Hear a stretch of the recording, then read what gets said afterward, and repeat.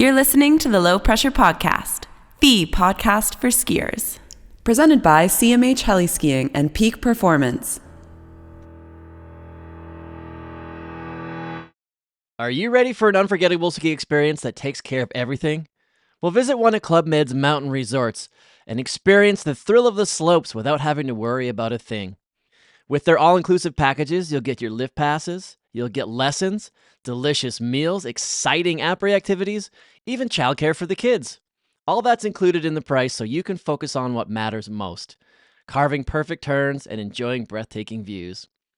Visit www.clubmed.us, call 1-800-CLUB-MED, or talk to your travel advisor and book your ski escape getaway today. All right. Hello, Eric Blehm. Welcome to the Low Pressure Podcast. And what I think is going to be the very first edition of LPP Reads, which is going to be a series of conversations with authors of books that I have read that I really enjoy and I'd like to share with my audience. So thank you for joining me today. Thanks a lot for having me. I'm fired up to be the inaugural debut of this little online book club. Yeah, I guess something like that. We'll see how it goes. Yeah. So I just read your book, The Darkest White, which is a story about the famous pioneering snowboarder Craig Kelly, who was tragically taken by an avalanche in 2003. And here's the book for those of you watching on YouTube. That's what the book looks like. Yeah. Now, I had told you yesterday when we had our brief little chat that I had seen some emails asking if I want to interview you, I guess from your PR company, on all the different podcast emails that I have from all the different shows. Yeah. And I was like, oh, that's interesting. Probably not my thing. No big deal. And then I was on my way to Kirkwood and I was in the airport and saw the book on the shelf and went, what the heck? Why not? Right. I'd like to start doing a bit more reading. And I read about 60 pages that night when I got to the hotel, and then had a busy few days and was just, oh man, I want to read it. And then read a lot of it on the plane. And then, it was one of those books. I haven't had a good book in a long time that I wanted to just keep reading. Nice. And I'll tell you more about my process in a moment, but I'd like to know a little bit more about you. So this is your fifth book, if I'm not mistaken. It's my fifth. It's actually my ninth book, but a lot of them you might not have heard of. I mean, early on in my career, I co-wrote with Todd Richards, an Olympian snowboarder, P3 Pipes, Parks, and Powder. And I also wrote a book called Agents of Change, which is the story of DC Shoes and its athletes, kind of a business biography. And Ken Block, Damon Way, and my father, Clayton Blehm, kind of were the beginnings of DC Shoes. And so I told that story. Because you were there kind of on the inside, because like you said, your dad was a part of it. So you're kind of there keeping an eye on things. Interesting. Totally. Yeah. No, Ken Block's first screen printed t-shirt with a shot of me tweaking a Method Air in Breckenridge, Colorado in 1989 winter. And he used that as his first screen printing project at Palomar College, which ultimately turned into 8-Ball Clothing and got involved with Danny Wade, skateboarder, and it blew up ultimately into what became the phenomena of DC Shoes. Very cool.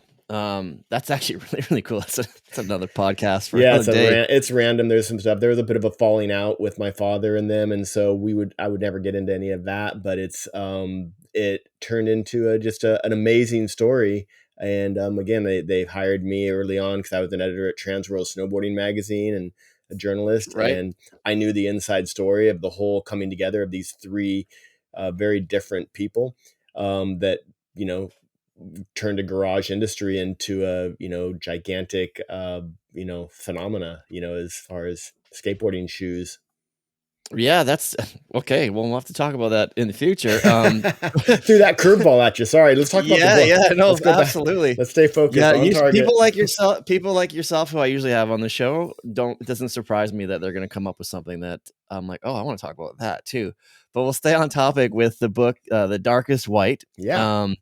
Now, before we get to that, you are actually a New York Times bestselling author of 2 other books, correct? Yeah.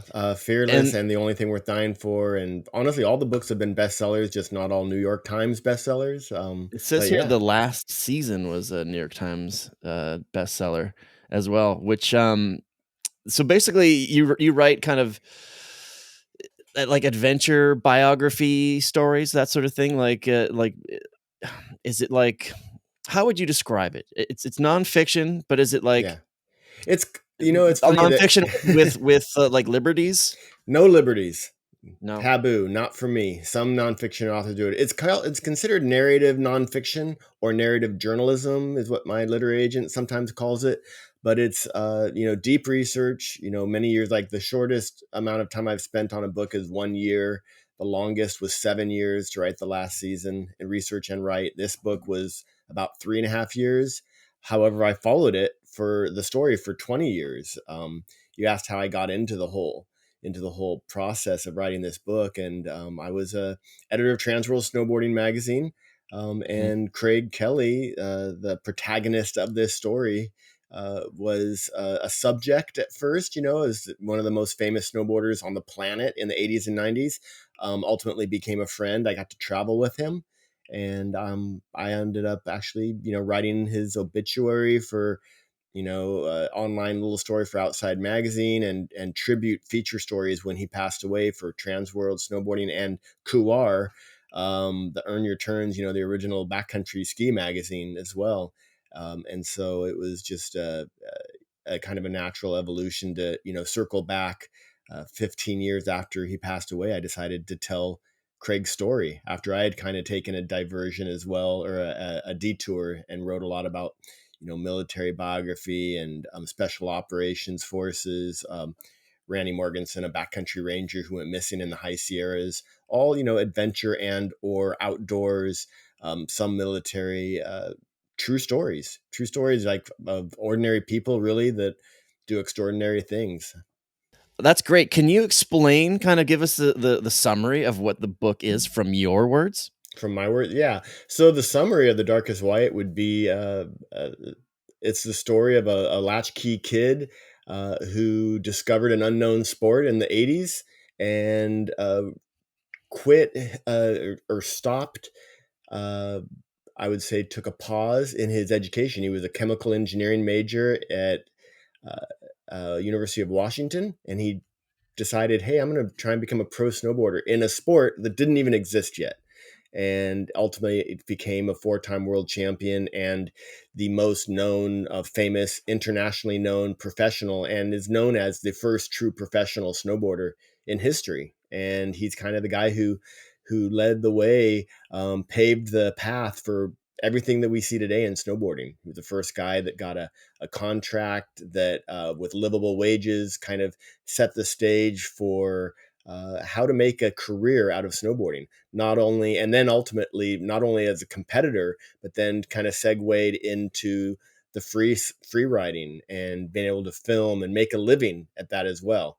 And so he's just, an amazing guy that just progressed the sport all the way up really until the day he died. Great.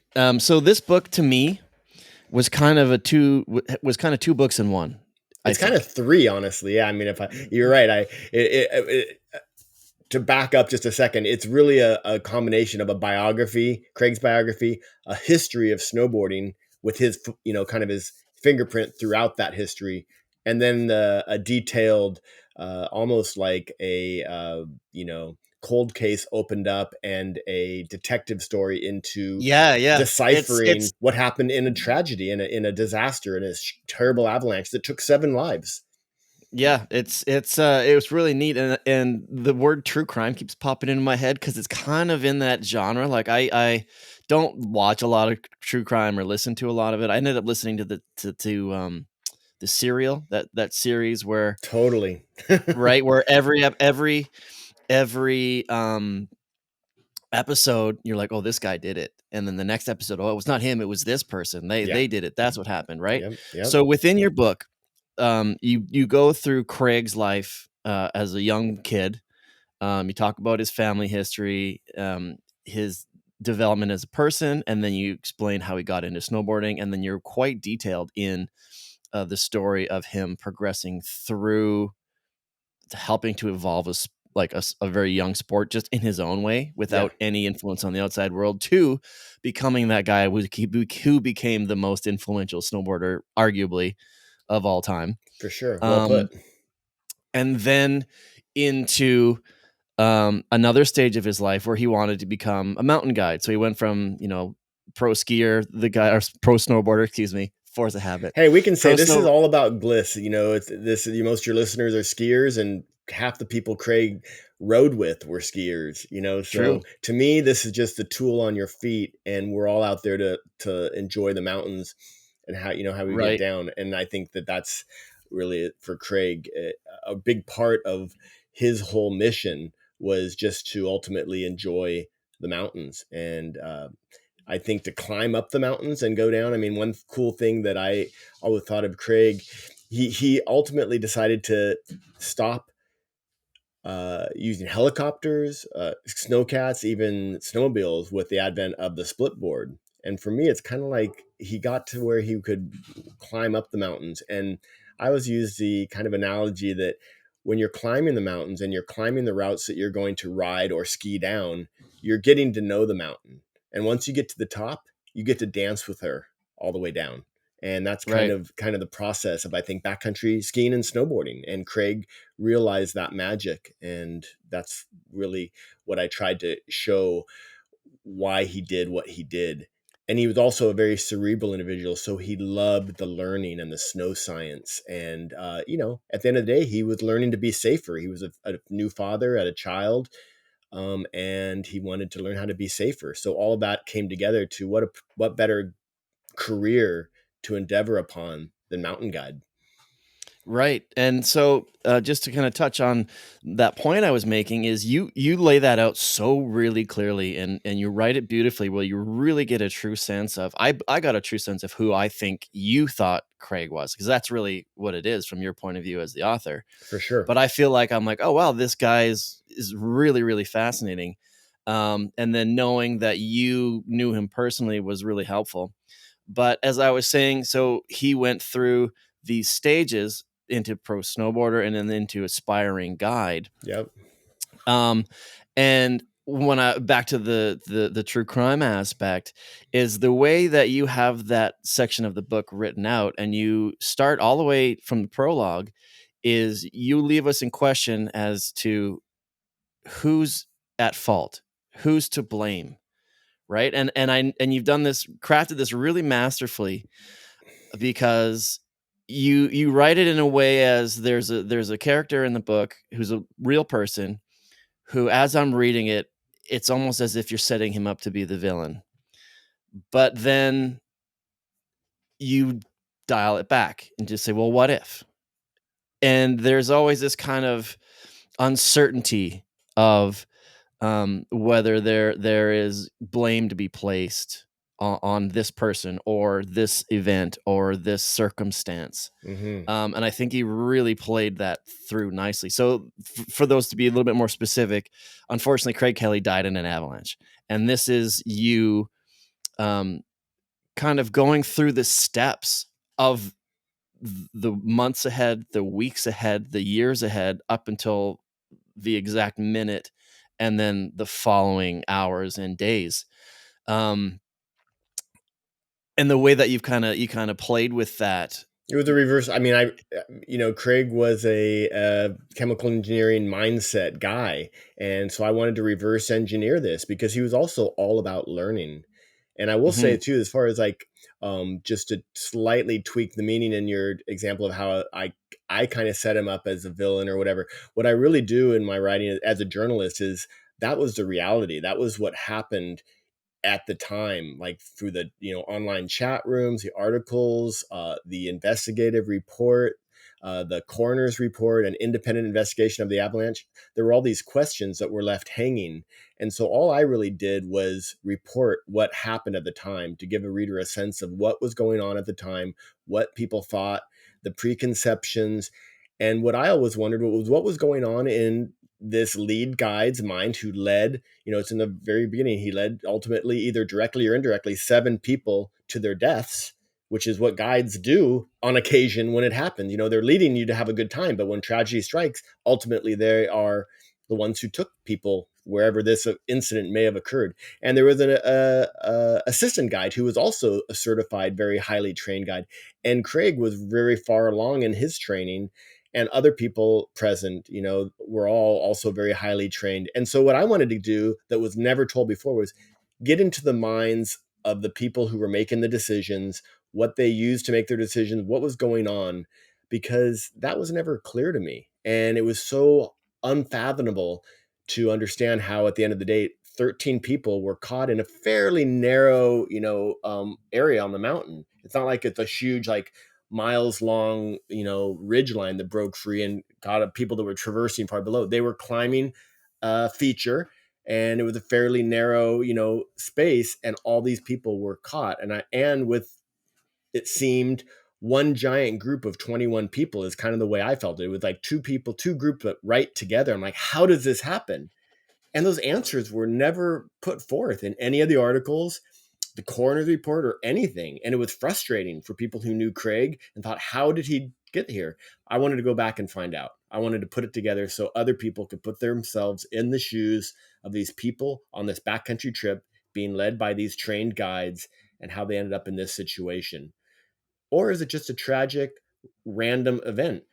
I wanted to understand the snowpack. And so I start with the very first snows of that season. And, there was a rain event, and then there was a 2-week period with no wind, which allowed for, surface hoar to build up and not break down. And then snow came down with no wind. And all these things were just adding up for people who know snow science. And I get into that in the book. But all these little elements of that winter were kind of like the stepping stones of, like you said, a cold case almost. Like, okay, what are the clues that are building to this moment?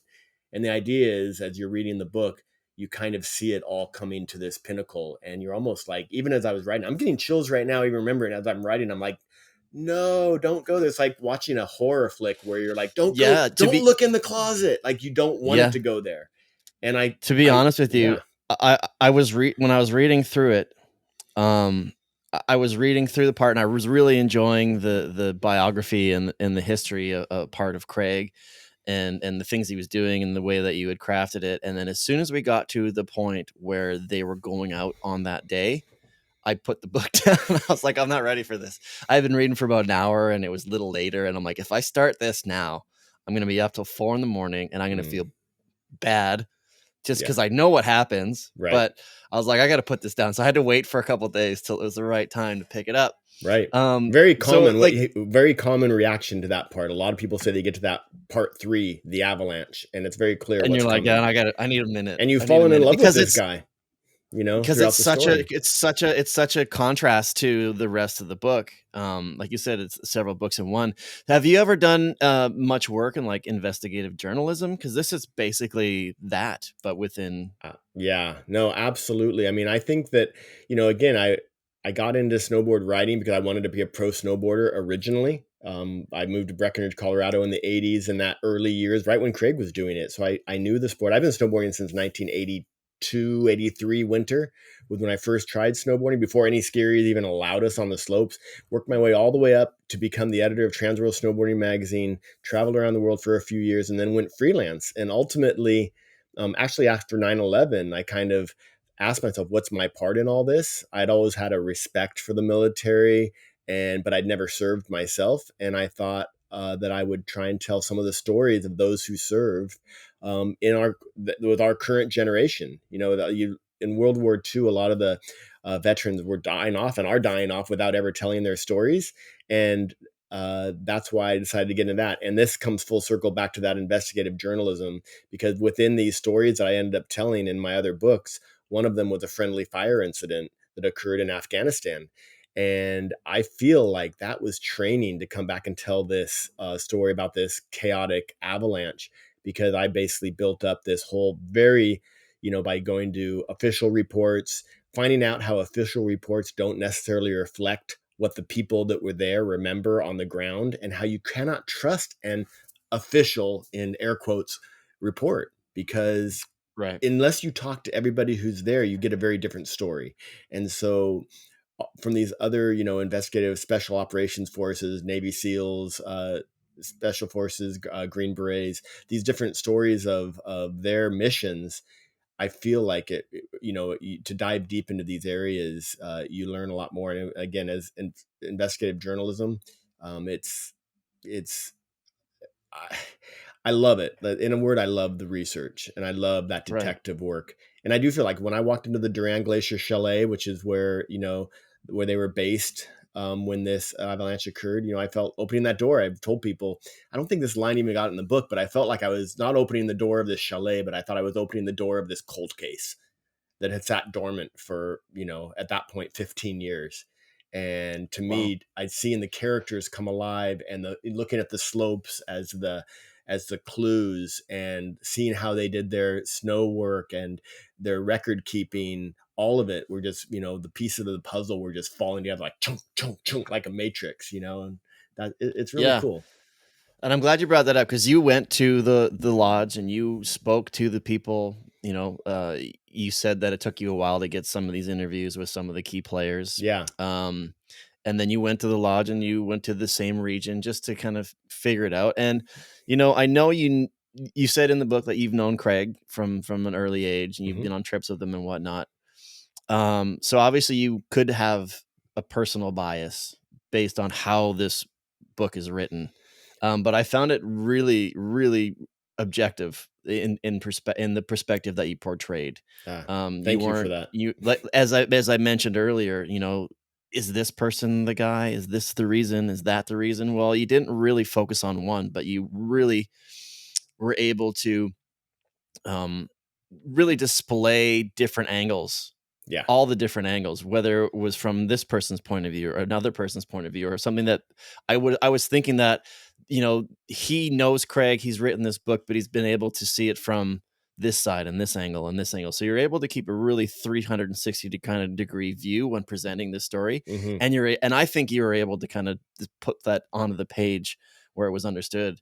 So I was really happy about that when I was reading it, because that's what really gets me into a book. Sometimes you're like, well, this guy's kind of, yeah, that's not how I feel about this, or that's not how I would feel about it. But, that's just the perception of the reader versus the writer. As soon as you write, so it's like a song. I've heard this a million times from artists. Maybe you can talk on this is when somebody hears a song or an artist makes a song and they put it out, it's no longer theirs. Right. Whereas you write this book, it's your book, but when you put it out, well, someone might, perceive certain things differently. With anybody that's read the book and told you that some of the things that they've gleaned from it, things that they stood out, has anything surprised you about a reaction or a theory? Well, yeah. I mean, it's really interesting. I First I'll use a kind of a cool, I think, metaphor that someone brought up to me. I don't remember who it was that told me, but they said when an avalanche happens and there's an incident, all of a sudden there's plenty of Monday morning quarterbacks, that are going to sit there and tell you what happened in the game 3 days earlier and how they could have made it different or whatever, like, in that regard. And it's really, so it's under a microscope. An avalanche incident is under a microscope, and everybody who wasn't there can try and place blame or say what they do differently, whatever. It's the same with a book. The book about an avalanche is even more so because it's very spelled out, and anybody who wants to can pick it apart and say, oh, well, there's this or this. And I was ready for that. And I was also, I had my own preconceptions that I say.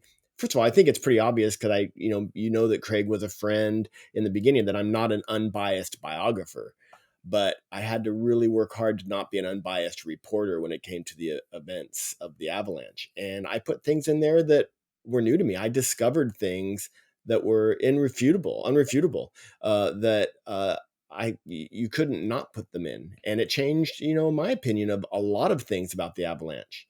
And so, anyway, yeah, I can't remember exactly what the question was. I just meandered away from the question, I think. Yeah, no, it was just hearing, it's having someone who read the book. Yes. Yeah. Okay. So for sure, there were a couple people who I was surprised by. First of all, I interviewed almost every single person who was there. one person in particular, I won't say who it was, but this person had decided not to speak to me. They were like, this has been done. I actually was interviewed by some reporters once before, and, it's a long time ago. And he decided not to talk to me. Well, I just gave it away. It was a guy. So after reading the book, this person told me at an event, I wish I would have talked to you, because now seeing what you did, I would have been proud to be a part of this story about this process, which was pretty cool. Instead of maybe declining a little bit out of fear of or even rehashing or reliving and reliving. Reliving it is behind a big me. thing. It was 20 years ago, right? Like maybe it's time to it was a pretty brutal event. It was brutal. And had these answers to these several questions been answered, there might not have been a need to go as deep as I did, but there were so many questions that were never answered. So I felt there was a need to honor all. It's not only about Craig. I gave you a little hints and introductions to all 7 of these people. It's a book about Craig, so he's the focus. But as the avalanche takes over, I definitely recreated that avalanche by speaking to the people who were there. And I think one person at one point said, how could you do this relying on memories of people 20 years ago? And I don't think I made it necessarily clear in the epilogue or the notes. I think I did make it clear.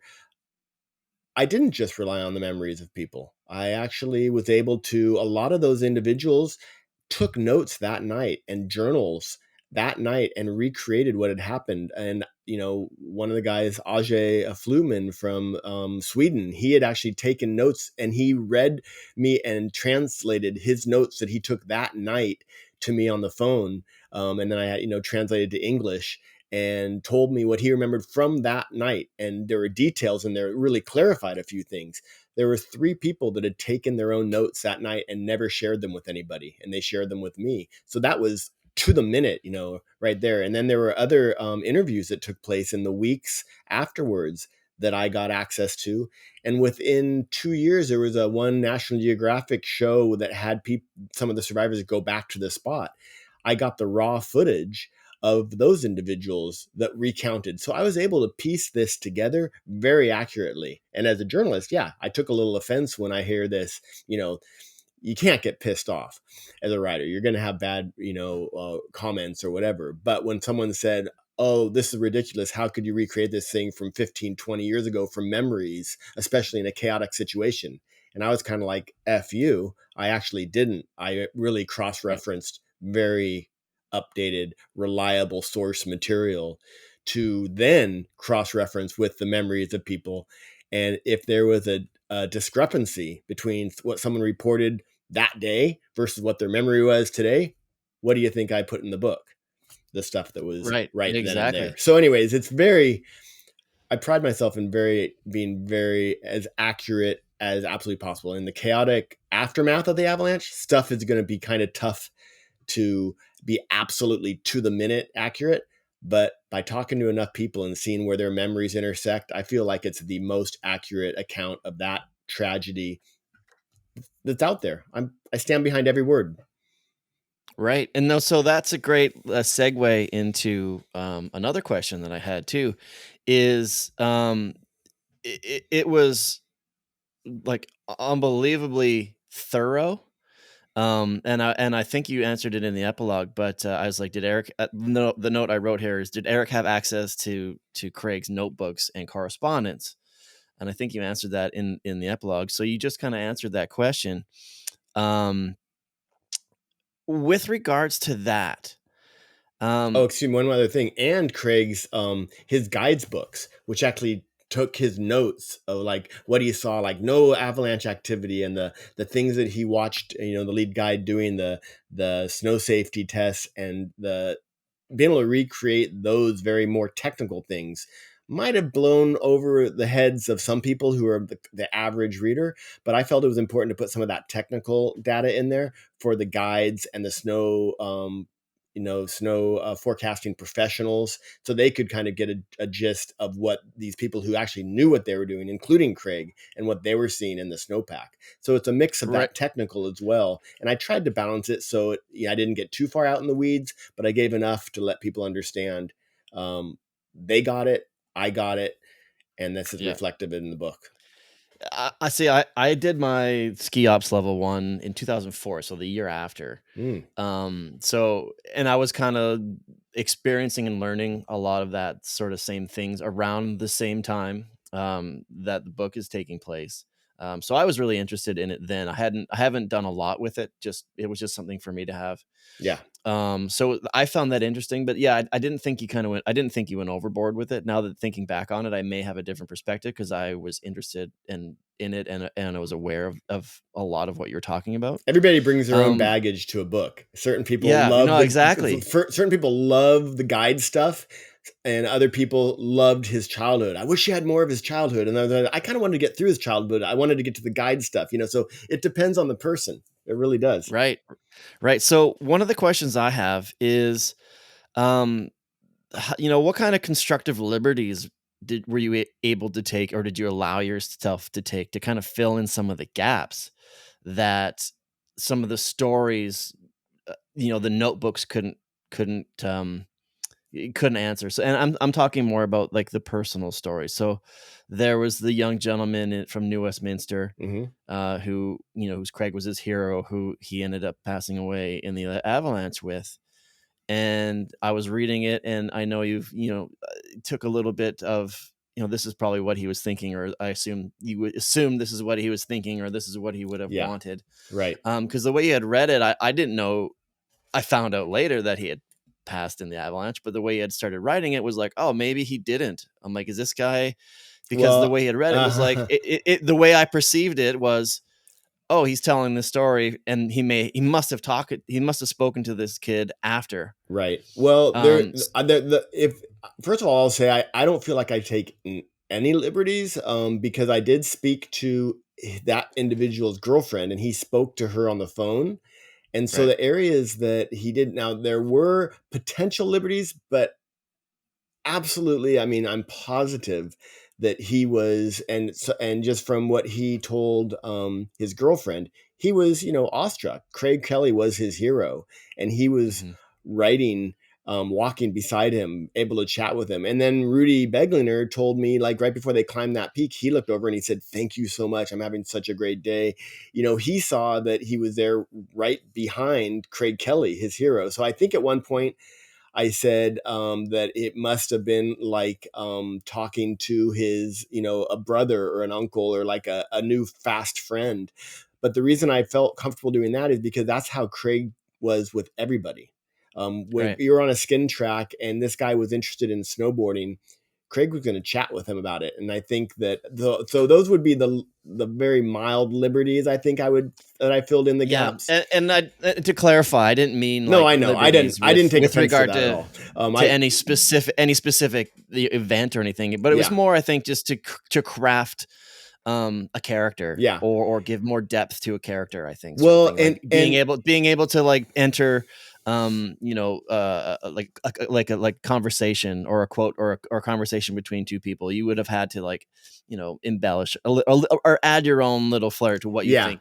Oh yeah. Well, for instance, say, right? To give a little bit of I think a flavor, or to one of the characters, for instance, this was a guy that was always kind of singing on the trail. That was how he kind of got his pace going. He would like sing along, this is a guy who played a guitar.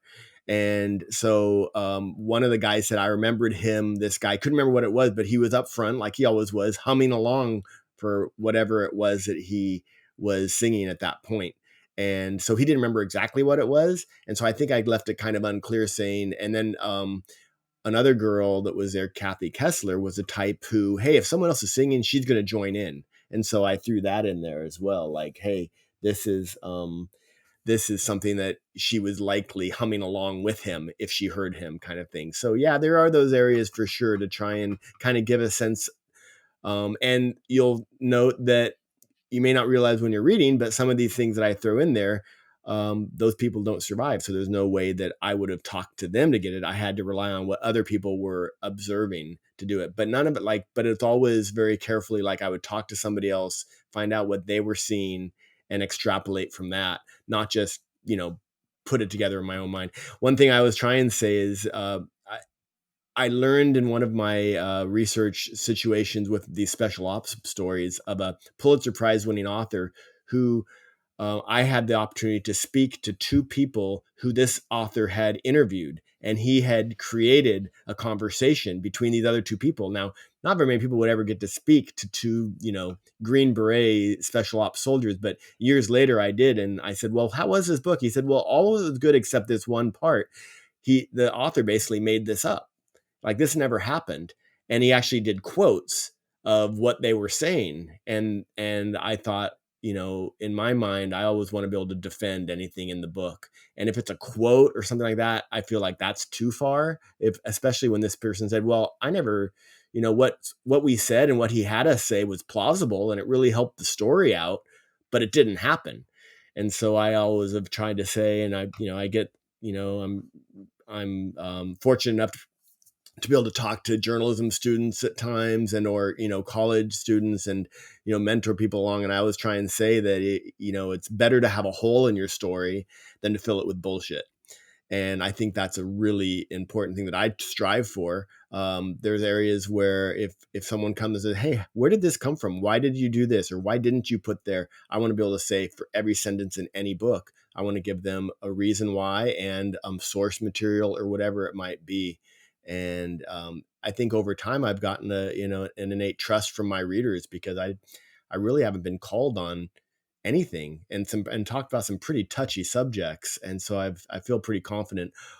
There's one individual that thought that I was being too soft on certain characters in the book. And why didn't you put this in or not putting this in? Or why didn't you mention this? And I looked back at everything this person, said when he critiqued the book.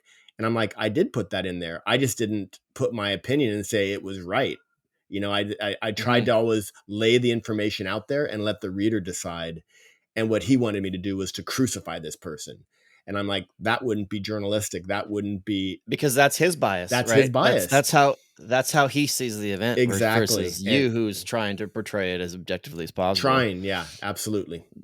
And that's really the best that you can, because it's based on the information that you have. His information is different than yours, so he's not going to like it. So yeah.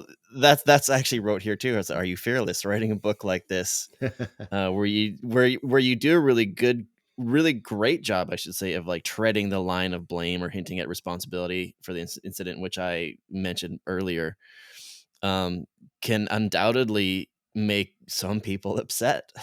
Right? Yeah, no, for sure. And especially when people lose their lives and there's no clear-cut answer. And based on that one person's belief, it may leave them walking away from this book completely unsatisfied. If they have a connection to it, right? Well, or a bias or a preconceived notion of what it is. I feel like, thus far from a lot of people, all the feedback I've had is really honestly the overwhelmingly, the overwhelming feedback has been what you said. And it's like, this is a great unbiased account of what happened. And that's all I could really ask for. And it's so overwhelming. We're talking, out of a lot of people don't take times to contact an author, right? When they do, they're pretty passionate about it. And a lot of people don't write reviews. I'm gonna talk to this guy. Yeah, like he's this is driving me crazy. I need to get this out and yell at him. So not too many people do that. And not too many people will actually write a review. But of the, let's say at this point, several hundred reviews and or emails or feedback, there's literally only been 2 people that had issue. Literally. And so Great. When all the rest see it for what it is, including people who were biased themselves and realized it, everybody's kind of patted me on the back and said, you know what, good job. This was a tough story to write and you laid it out there. And you can still, and there's definitely people who have come back and said, hey, I still feel this is a big factor and this is a big factor and this is a big factor. And they got that by reading the book. And so I feel good about that. I do. I feel like I've honored the people who were there. I could, and I might get a little bit more into my own opinion, maybe after the book's been out for a year or so, and maybe put a little bit more information forth on why I did certain things in the book. But for a while, I just kind of wanted to, get out there to the world and let the world decide. let you guys, let the backcountry skiers and snowboarders and guides, let them take it in, because they haven't had all this information for all these years. And a lot of them look back and they remember that as a very influential moment in their lives as guides. One guy said, I think of that moment and that situation with those very highly trained guides and Craig Kelly, when I stand on top of something and say, am I going to take my group into this? And if something happens, am I going to be able to defend it? And they said, I've done that because of this event. And then by reading the book, even more so. So, I think it was a big life change. They said that event changed backcountry culture forever. I think it was the Globe and Mail, and in Canada, or I think that was what it was that said that in an article back in 2003 when it happened, and it really did, and it continued to trickle out all the way to now. That's awesome. So I was actually in Tahoe earlier, actually when I had the book and I'd started reading it, and I went to interview Ming Poon, photographer Ming Poon. Yeah. And I said, hey, have you read this book yet? I've just got it started. I'm really into it. He's like, yeah, no, I'm getting into it. And Eric's actually coming like next week or something for like a reading or just a meet and greet, that sort of thing. Right. So how did that go? And do you have any more lined up and if so, where can people find that? Well, okay. So it's been it released February 27th. I'm probably going to do some more things in the fall next year to kind of kick off, because it came in early. I mean, late in the season for this winter. Right. And so in the fall, we'll probably have a few things. I am going to be at the Banff Mountain Book Festival and speak. They invited me to come and speak about the book on, I believe it's actually Halloween, October 31st. So I'll be at the Banff Mountain Book Festival next October. This week, which is, I don't think you're gonna get it out there, next week, I'm going to be at Warwick's Books, which is a big, old, very iconic independent bookstore in La Jolla in San Diego. I'm going to be there next week. And, I have been on a lot of different podcasts and radio shows and things that are, if you want a little bit more from every one of these podcasts goes in a different direction. So there's more information out there for sure. But my website is ericblehm.com, www.ericblehm.com. I'm the usual suspect in all the social media, which I'm just trying to catch up. I appreciate any follows because, I go in a deep cave for many years, and the World Wide Web, which you probably haven't heard forever, or social media is kind of a new thing that is kind of a necessary evil to get the word out about the book. But word of mouth is really helping, and the book continues to sell really, really well. And so please, check it out and spread the word on social media and to your friends, and talk about it over a beer or a coffee or over a meal, and get into it. And at the end of the day, I wanted to, first and foremost, I wanted to make sure Craig Kelly is never forgotten. Maybe a nice way to round this out at the end is the reason why I've told this story was 15 years after Craig had passed away, I was in a lift line and I had my old Craig Kelly as my co-pilot sticker on the nose of my board. And this kid in the lift line, I was in Utah, looked down and saw this sticker and said, "Who's Craig Kelly?" And that was what the moment I decided I'm going to tell Craig's story. It's been 15 years. He was an icon. Like everybody knew who he was. He was the Shaun White. He was the Michael Jordan of snowboarding. And to have some 20-year-old snowboarder look at that name and not know it like me, to me, it would be like I said, it'd be like me wearing a Michael Jordan jersey, going to a pickup basketball game somewhere, and someone looking over and say, "Who's Michael Jordan?" I mean, I've said it so many times, I feel like a broken record, but that's how big Craig was to all of us. He was such an inspiration, and he paved the path for everything you see in snowboarding today. And so I want to make sure he's not forgotten. And that's for his family, for his daughter, for his partner, Savina, and honestly, just for the whole current and future generations of snowboarders. He was a great guy, an inspiration, and there's lessons to be learned by knowing who Craig Kelly was. So please tell people. I absolutely will. And like I said, I really enjoyed the book, not only for the way that you're able to kind of blend those three components. I found that the way that you wrote characters made them very approachable. There's certain spots in the book that I really enjoyed where you were dealing with the character and alluding to like intuition. A little bit, I wouldn't say foreshadowing, because it's not really foreshadowing, but you gave this sense of like foreboding, like something could happen. Yeah. And I think maybe knowing that everybody knows what this book is about. Yeah. But the way that you were able to start sort of write some of the characters, sort of write what their thought process was, and the way that you were set up certain situations was, oh, is this going to happen? You know, when you watch a horror movie, Yeah. you know something bad's going to happen, and they set up that suspense. Yeah. Maybe something doesn't happen around this corner or in this closet, but maybe it's in the basement. You know what I mean? Right. So you're always kind of on the edge of your seat. Well, I was kind of feeling that way with a lot of, you know, that section of the book before it got there. Yeah. And you were talking about, well, this person decided to just stay in one spot for a little bit for whatever reason. He didn't know, like that you were alluding to that intuition that we all have when we're in the mountains. Yeah. Which is one thing that really stuck out. And I've thought about that a lot. The way that you put that together really struck with me. So that was one of the many things I really enjoyed about this book. I'm going to probably go and pick up another one of your books and read it, because like I said, I enjoyed this and I enjoy the way you write. Thanks for telling this story. Yes. Thanks for coming on. Thanks for being the first one on the LPP Read series. No, I love it. And I would say if the one that you should probably pick up, just being a mountain guy, would be the last season. It was, you know, Randy Morganson was a backcountry ranger at Sequoia and Kings Canyon National Park. And he was known for being the guy they'd call when someone went missing in the backcountry, a climber or a hiker or a Boy Scout or a Girl Scout. And then one day he went missing himself. And that's kind of the hook for the book. And it's the story of his life and biography. This kid who grew up in Yosemite National Park. He used to carry around Ansel Adams' tripod as a kid. And then he became a backcountry ranger and ultimately went missing. So I kind of recreate the search and rescue operation around his biography. So that would be the one I would suggest for you or any of your listeners that are into the mountains and into the outdoors. That would be the good second read. And then any of the last, and Fearless is about a Navy SEAL who became a crack addict after high school and then got waivers to join the Navy and turned his whole life around, and rose to the Tier 1 SEAL Team 6. And ultimately, you know, from the first sentence in the book, he was killed in combat, but he wanted people to know his whole story, including at the time in his life when he was a dirtbag, you know, stealing from his own family to take care of his fix.